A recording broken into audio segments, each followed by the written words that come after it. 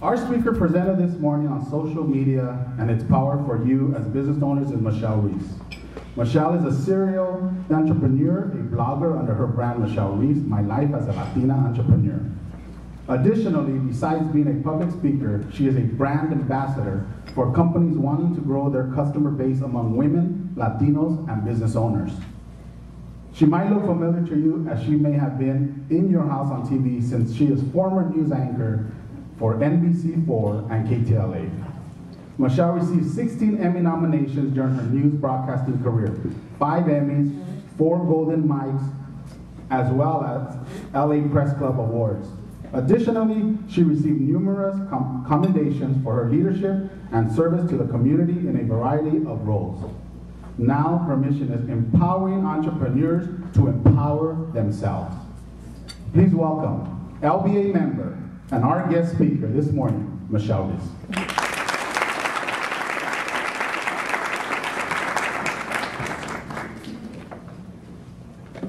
Good morning, everyone. Good morning. It's great to join you this morning, and thank you, Ruben, for such a wonderful introduction. I'm very excited about today's conference. I think that I've seen the agenda. I think that there's a lot that you will be able to get out of it. So I'm so excited to join you this morning and be a part of the opening presentation. Just a quick technical note, I'm hearing reverberation. Am I standing too close to this mic? Are we okay? We're all right. Okay, very good.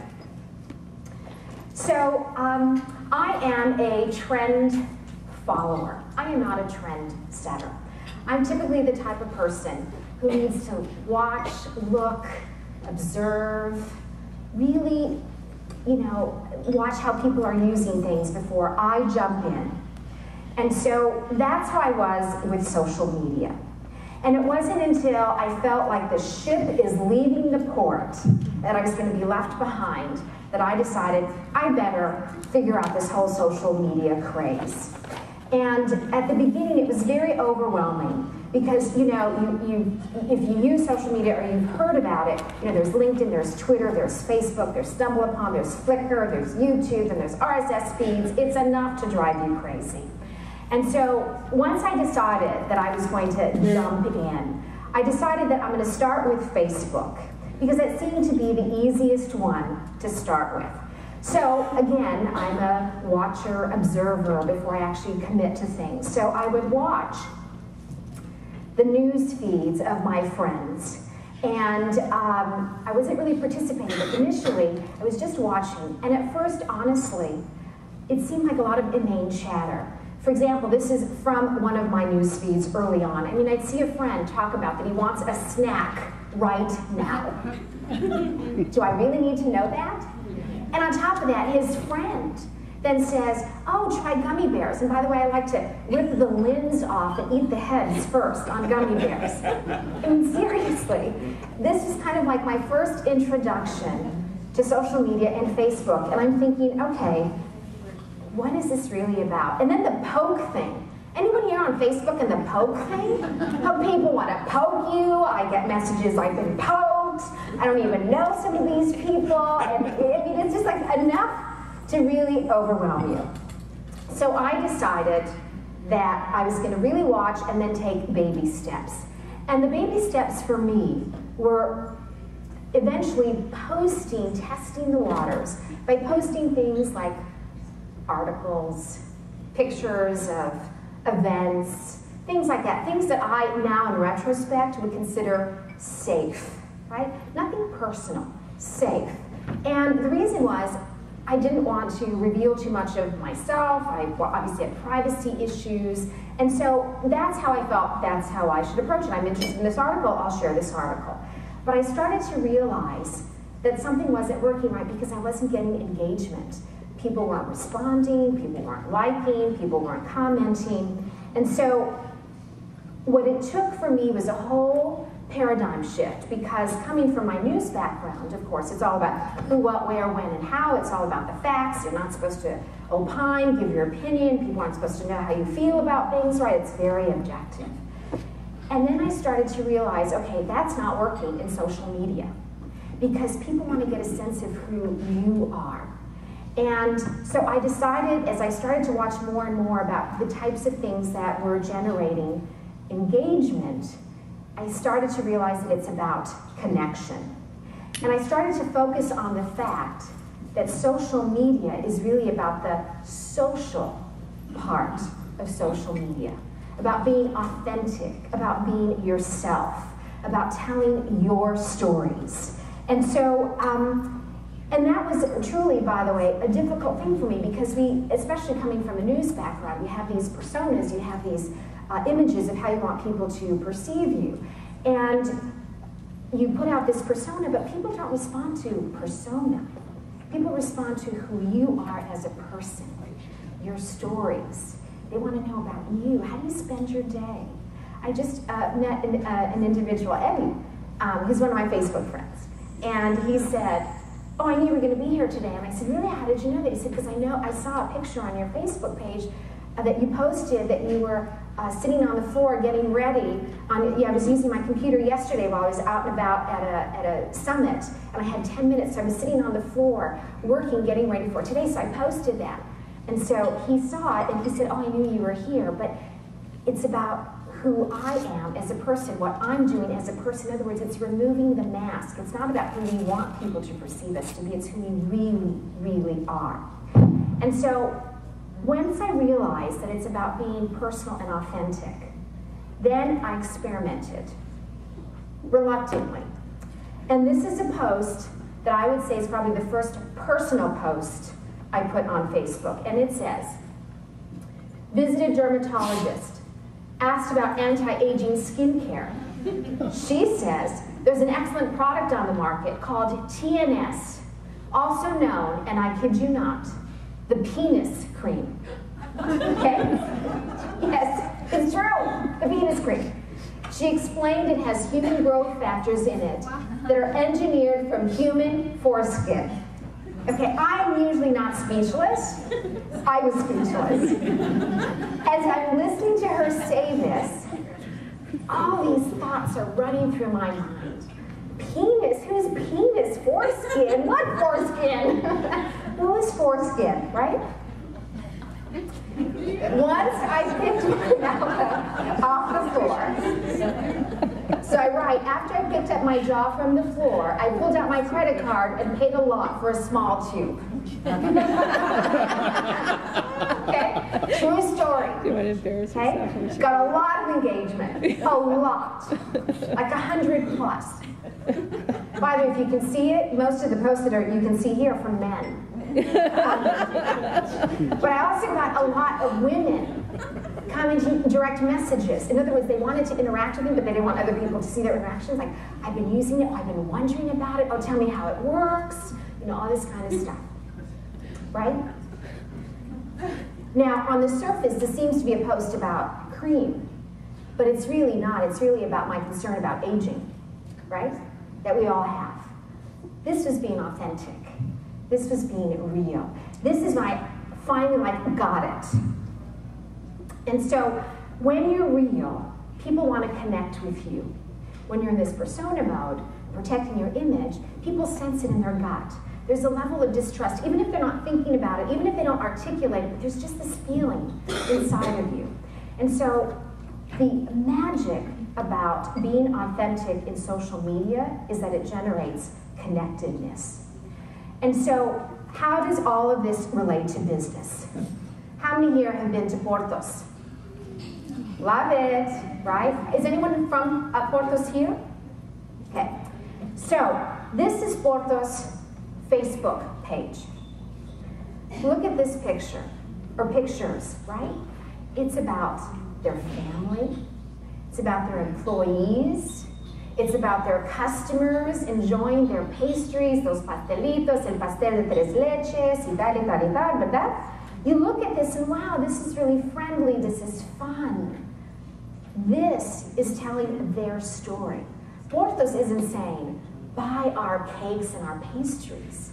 They're letting you inside into their business story. Look how many followers they have. Over 80,000 followers on their Facebook page. For 80,000 for a local community bakery. They get it. So what we really want to understand is that Facebook is about the power of engagement. And when people follow you on Facebook, they like you and they do this. They share it with all their friends in social media. That is hugely powerful. It's the power of word of mouth marketing. You've heard about that, right? Now, it can be difficult, I'll tell you. I'm usually not hesitant once I start something and I dive deep into it, but there are times when as that mouse hovers over that share or send button that I think, wow, do I really want to share this? Do I really want to, I wonder how it'll be perceived, etc. And the funny thing is every time I have those feelings, that leads to the best engagement. However, there are certain things you shouldn't share. Well, I want you to be real, and I want you to be yourself. There are times that you should consider before you hit that share and send button. Anger doesn't work. Negativity doesn't work. Diatribes, humiliating people, negative discourse doesn't work. And the reason it doesn't work, just like in person, you may have this frustration, you may want to express it. You may want to, and it's easy to do it online because you're at the computer and you can't see people watching you and your facial reactions, but it leaves a bad impression about you and your business. So while I am a firm believer in being you and sharing, removing the mask, letting people see who you are, hear your story, there are certain things you shouldn't share, including, by the way, off-color jokes. But on occasion, there might be something that's humorous that you might want to share. And I found this last week. It's from the Daily News. That's the bull out of Wall Street, right? Craps. After another 500+ point drop in the Dow, he's the only guy cleaning up on Wall Street. So those kinds of things are okay. It's safe, it's PG, that kind of stuff. That's okay. So the message about Facebook for your business, it's about engagement with the people you know and those you are comfortable letting in to your story. Now, Facebook also has redefined the people we call friends, right? And there are people who, for example, or you may have experienced this, who want to be your friends, you don't really know, but they want to be your friends. And sometimes, at least at the beginning, that concerned me because, your Facebook, you're supposed to be friends with the people you know, but you can come across rude or impersonal if you don't accept them. And if you're using social media for business purpose, this is something that you need to consider. If you're simply using it strictly for personal, then I would say this probably doesn't apply. But I'm talking about social media in business.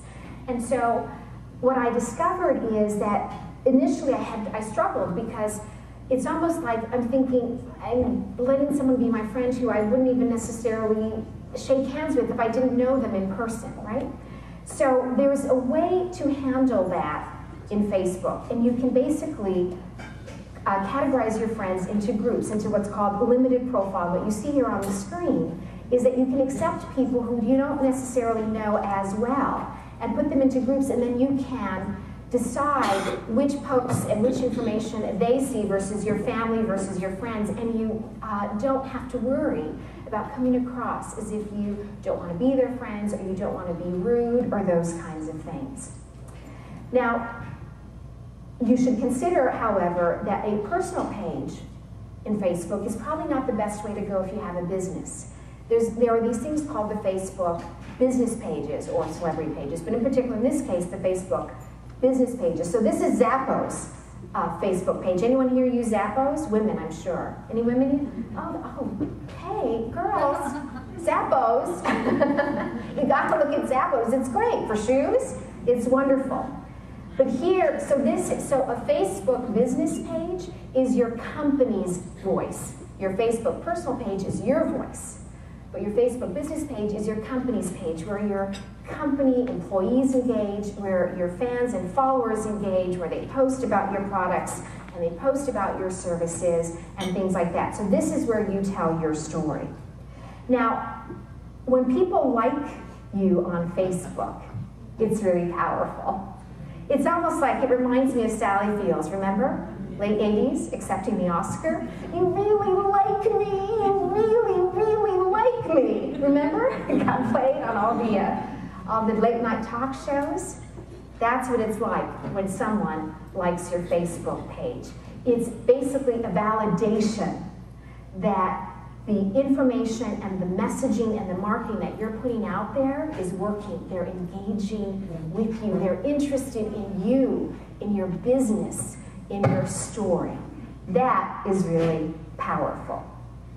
So, as a quick aside, by the way, I wouldn't mind right in the middle of this presentation if you pulled out your smartphone and went ahead and liked my business Facebook page. Thank you. But the point about here, and what I wanted to share with you, is this like-like relationship. That's really powerful in social media. And notice the like-like relationship. You like back. It's not just that your customers and your potential customers like you like them back. It's about engaging with them, and I'll talk about that in just a moment. So when they like what you put on your Facebook fan page, it's another way of viral word of mouth. They're sharing with all their friends and all their connections online, and their friends and their connections, right, about the fact that they like your products and services. Now, Facebook is the biggie in social media. You've probably heard of Twitter. So Twitter is the equivalent of being able to eavesdrop on someone's conversation. So let me talk about how it works in real world. I was recently at this resort in Newport Beach, overlooking this beautiful, gorgeous area. And I happened to walk out into the pergola, and I stumbled upon a conversation, literally stumbled upon a conversation of these women who were ending their business day and talking, and one of the women was talking about the fact that she had just traveled up and down from California, all up and down California, tasting wine all along the coast. Well, I like wine. I'm a wine enthusiast. So even though I didn't know her and I didn't know her group and her peers, I said, oh, that's a really lovely way to travel California. I should probably do that. Then she remarked back, and then her friends started engaging. We started this dialogue. So on Twitter, imagine that same conversation. She is talking about that she has traveled up and down the state of California tasting wine, and she puts it out in a tweet. And it's seen by the whole world. You can eavesdrop, and the whole world can see that she has done this and that she likes wine. Now, wow, I like wine. I see her tweet, and I tweet back. Wow, that's a lovely way to visit the state of California. She responds back in these short 140-character messages or less, and then her friends start responding, and we start engaging. It's no different than in real life, but that's how it works online. The difference is, however, that you can eavesdrop and hear anything that anyone else is saying, and it starts this engagement. So one of the things that you want to remember about it is that it's really powerful for business, and I'll explain a circumstance that I just heard this story. A woman was at a hotel in Las Vegas, and she was standing in line at a resort ready to check in, and she tweets out of frustration, "No resort can be worth this long of a wait to check in." Okay? That's what she says. Within a minute, she gets a tweet back that says, by the way, the tweet is from the social media ninjas at a competitor hotel. Okay? They tweet back and they say, "Oh, we're so sorry that the start of your Vegas trip is not going so well. We hope the rest of your trip goes really well and that you have a great time." That was it. They didn't say, "Come stay at our hotel, we'll go by and pick you up." Nothing. She thought that was interesting. She hit the profile on those, the person who sent the tweet. She noticed that they were from this other hotel. She started looking at the hotel. Guess where she stayed next time? That hotel. One tweet, 140 characters, generated business for another hotel. That's the power. I will warn you though, it does get addictive. This one says, "In case of a fire, exit building before tweeting about it." It is. You've seen people standing there, "Oh, what are you doing?" "I'm tweeting." "Send out a tweet." Okay, it is addictive, right? And that instant feedback, because it's real time. So now I want to move on to the social media platform for professionals, LinkedIn. So LinkedIn, if you haven't used it, is your social media platform to interact and meet with and engage with people who are in a similar industry as yours or a similar profession as yours. It's known as the professional social media network. It's basically your calling card online. So think of your business card, but with more information online. And because it's got a lot of information, be prepared that a lot of people are going to be checking it out. So for example, this cartoon says, you know, these two people are having a drink. What are you doing? Oh my God, you're checking out my LinkedIn profile, aren't you? Because there's a lot of information about you on LinkedIn.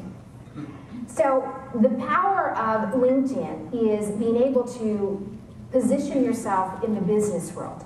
But from a business perspective, here's a social relevancy for you as a business owner.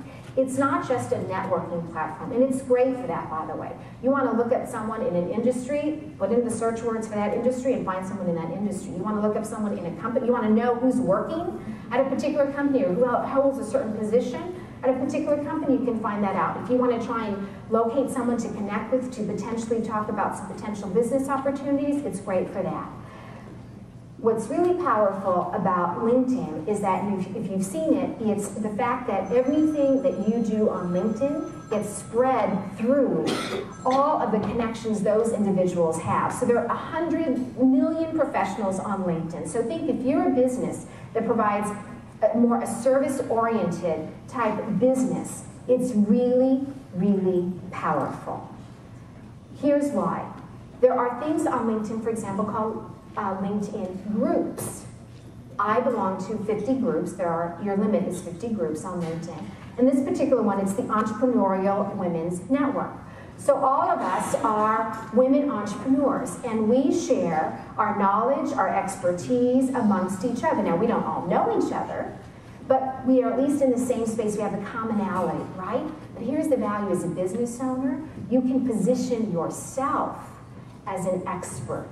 So you can share information that shows off your expertise to potential customers and clients and prospects. You can answer questions. You can do webinars. And so think about the marketing dollars and how you spend your marketing time. With LinkedIn and some of these other social media platforms, you're very targeted. The return on your investment is very, very high because in a context like this, you're reaching your exact target consumer. Now, groups aren't the only thing. There's also LinkedIn company pages. So this is where, for example, Verizon Wireless, they have a LinkedIn company page. So you can see employees, you can see job openings that they have, but what's really powerful too is that you can show off your products and services. You can talk about your products and services to professionals and other people who follow your company. But beyond that, when people like it, they recommend it online. And when they recommend it, all of their followers see it, as well as all of the people who are following this company. So think about how you can use social media much above and beyond just from a personal interaction. This is an example of how you can use a company page to take advantage of being able to showcase your expertise, your products, your services, and have other people endorse you. It's really, really powerful. Now, there's one thing that I want you to remember about social media. Social media works when it's in alignment with your business strategies. And part of that means that your website, this is a picture of my website, your website is the sun in the universe, okay? Your website is what you control. That's where all your messaging, your content is. That's something that you control in terms of what your followers, your prospects, your customers see. Social media are the planets that circle around your sun. You don't control what happens on LinkedIn and Facebook and Twitter and now Google+. Those are controlled by those owners. You probably heard Facebook is notorious for changing features on Facebook. So if you've got a marketing strategy and you use it, and then all of a sudden Facebook makes a change, then you have lost the opportunity and perhaps wasted money and things like that. So you want to always consider social media not only to be in alignment with your business goals, but you also want to use social media to drive back to you, your son, your hub. Share links, but make sure the information is on your site. Share information, but make sure the information is on your site, where you control everything. So social media as a whole, if there's anything that I want you to keep in mind, is that it's about engagement, it's about telling your story, it's about listening to what your followers and customers are saying about your products and services. It's about saying hello. It's about thank you for following me. Thank you for letting me know that. It's about empathy. I'm so sorry you're having a difficult time. Hope you have a great weekend. Because when you do that, and it's not about selling, buy my products and services. When you do that, your customers feel like you care about them and that they are valued. And when a customer or a client feels valued, this is what they do. Word of mouth marketing. Hugely, hugely powerful. Also make sure that your social media strategies are in alignment with your business goals. I have one goal: empowering entrepreneurs to empower themselves. I get up every morning without an alarm clock at 4 o'clock. My eyes pop wide open. Doesn't matter what time I go to sleep. The first thing I do is go to my home office and spend my hour and a half working on my social media tasks and strategies for the day. Then I move on with the rest of the day, and then I revisit certain things in the afternoon. But I'm excited to do it because that's what I'm passionate about. Empowering entrepreneurs to empower themselves. And also keep in mind that as you align your social media strategies with your business objectives, take down the wall. Let us see what's going on behind the curtain. Let us see, for example, what your president in your company is doing, what your CMO is doing, your CFO, your receptionist, the delivery person, the messenger. That's part of your company's story, right? We want to see the things that we think are mundane are actually what connect us. That's what connects people to you as your story. And feel free to share pictures and notes and videos. Videos are hugely powerful, by the way. I'm not even touching on video, but video is hugely powerful. Let your employees blog and vlog on your company's behalf. But show us what you're doing at the company barbecue, or the lunch, or things like that, because that's what connects us. Social media is about being authentic and about being connected. So if there's one thing I would like you to remember, that social media is about you. You are the message, and the message is you. I hope you have a wonderful day today at the conference. Thank you.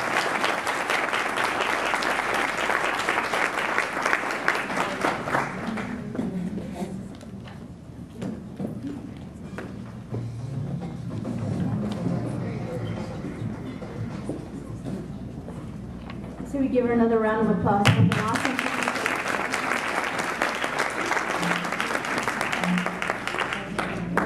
I'm Maribel Mena, and I'm the president of American Veteran Incorporated, and I'm also on the board for the LBA Institute. And first off, I would like to start off by saying thank you to Laura Verera from John Chang's office for being here today. So let's give her a round of applause for being here today.